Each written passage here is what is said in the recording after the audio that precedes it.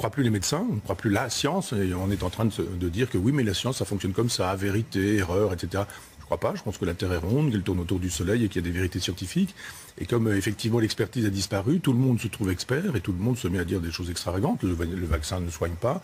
D'abord, il ne soigne pas, mais ensuite il tue. Enfin, on entend des choses assez extravagantes.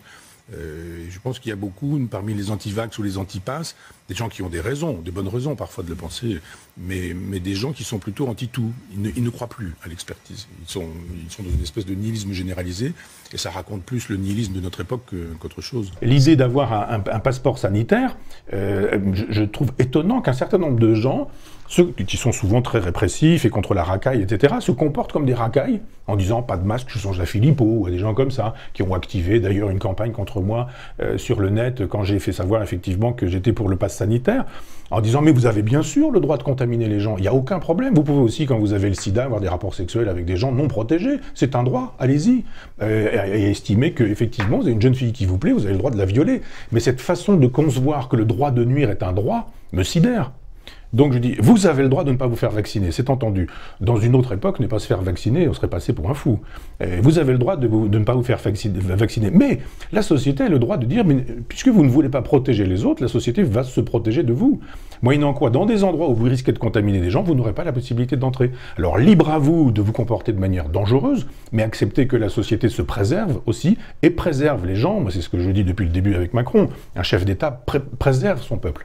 Il n'expose pas son peuple. Et cette idée qu'on devrait pouvoir exposer le peuple, si on roule sur la route à moins de 130, enfin à 130 sur une autoroute, c'est exactement la même chose. On va pas dire, mais enfin, ma liberté, j'ai bien la liberté, j'ai une voiture qui roule à 250, j'ai bien le droit de rouler, et puis j'ai bien le droit de rouler ivre-mort. Et puis j'ai bien le droit de rouler c'est ce que vous reproche, Michel, c'est ce que vous reproche certaines personnes dont on a lu les commentaires. Ils disent, mais Michel Onfray, que l'on pensait comme étant assez proche des libertés, finalement, peut être liberticide. Non, parce que les libertés chez ces gens-là, c'est le pouvoir de nuire. Il n'y a pas de liberté de violer, il n'y a pas de liberté de voler, il n'y a pas de liberté, même pour moi, d'insulter, il n'y a pas de liberté de conduire ivre-mort, il n'y a pas de liberté de couper la tête des gens, il n'y a pas de liberté de dire que les chambres à gaz n'ont pas existé ou je sais pas quoi.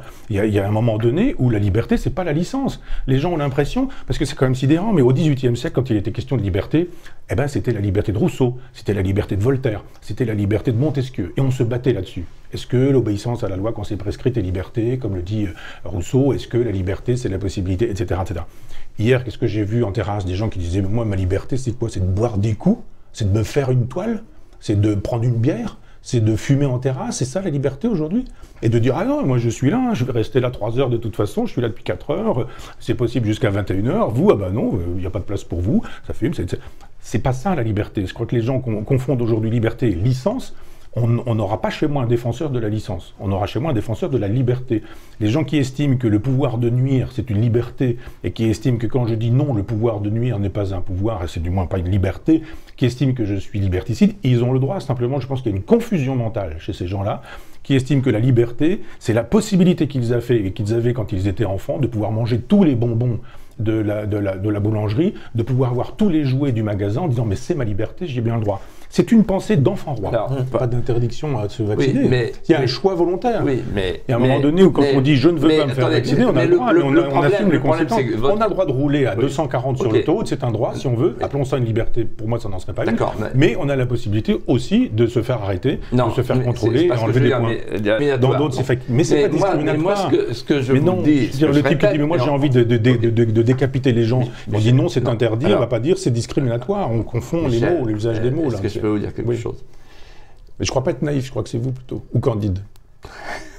Alors, qui est le naïf des deux? Est-ce que on a la liberté de choix, être vacciné ou pas? Écoutez, moi quand je l'ai fait, d'abord j'aurais pu me dire je l'ai eu, l'immunité est là, et ça me suffit. Je ne l'ai pas fait pour moi, je l'ai fait pour autrui. Parce qu'à l'époque, on nous disait, 1, ça vous protège, et 2, ça protège les autres. Mais en fait, non. Ben non, oui. Bien sûr. C'est-à-dire qu'on me l'a dit à l'époque, et je l'ai cru, et après, j'ai découvert que, 1, ça ne protège pas la personne qui peut retrouver, je vous dis, cet ami, 3 Covid et vacciné, et 2, ça n'interdit pas la transmission. Donc, à un moment donné, on se dit, on a été abusé. C'est un peu l'état l'état d'esprit dans lequel se trouvent les Français qui se disent, mais on a été abusé par tout le monde. On a cru à des gens, et puis finalement, puis vous avez ceux qui de toute façon ont la foi, et qui disent non, le vaccin c'était formidable, quoi qu'on dise. D'autres qui disent Raoult c'était formidable, quoi qu'on dise, parce qu'ils sont restés sur quelque chose. Non, je crois que tout le monde avait tort. Tout le monde a dit des sottises, et moi le premier.